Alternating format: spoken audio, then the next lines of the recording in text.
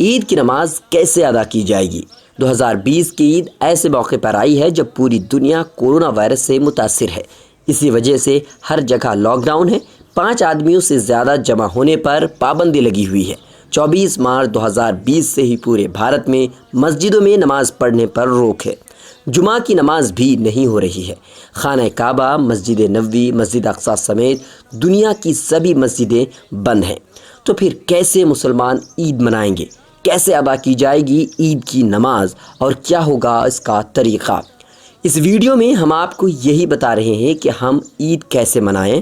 آل India Muslim personal law board, Darul Uloom Deoband, Jamaat Islami ہند اور دیگر مذہبی اداروں نے بھی اس سلسلے میں یہی ہدایات جاری کی ہیں جو ہم آپ کو بتانے جا رہے ہیں۔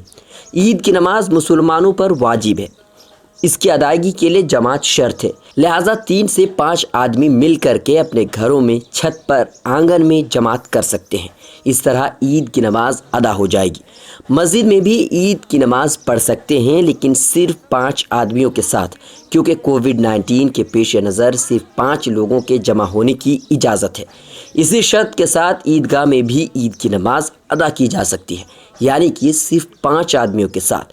جہاں لوگ 3 یا 5 آدمی سے مل کر کے جماعت نہیں کر سکتے یا وہ نماز پڑھانا نہیں جانتے تو ایسے لوگ تنہا چاشت کی نماز 2 رکعت یا 4 رکعت پڑھ لیں۔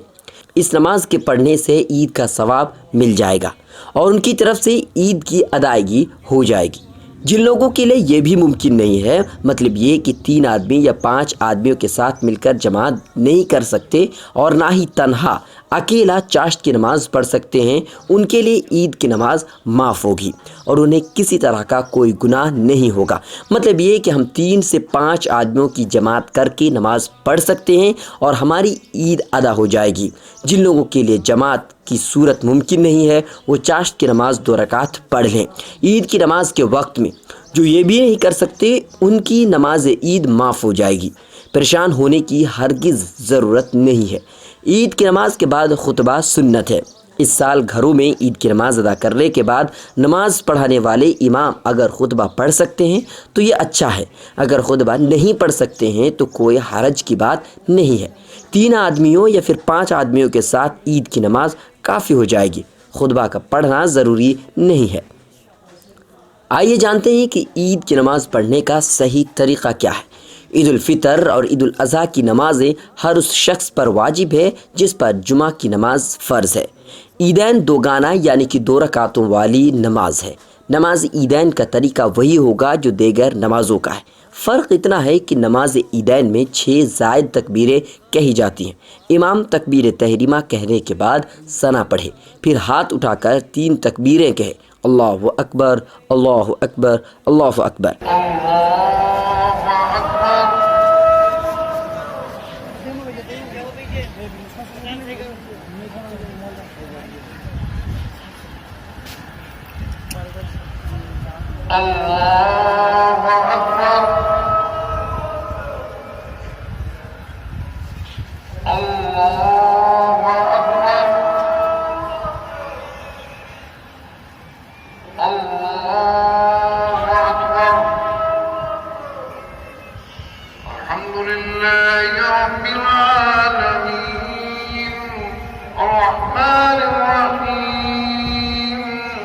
تیسری تکبیر کے بعد ناف کے نیچے ہاتھ باندھ لے، مقتدی بھی ایسا ہی کرے، پھر امام اعوذ باللہ اور بسم اللہ کہنے کے بعد بلند آواز سے قرأت کرے۔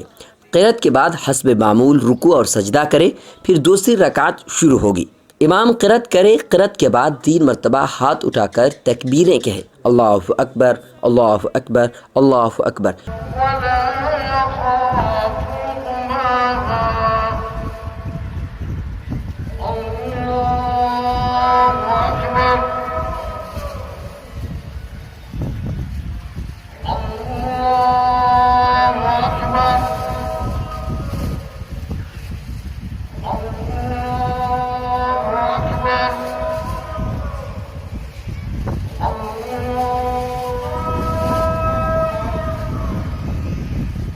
مقتدی بھی امام کے ساتھ ایسا ہی کرے اور چوتھی مرتبہ امام ہاتھ اٹھائے بغیر اللہ اکبر کہتے ہوئے رکوع میں چلا جائے۔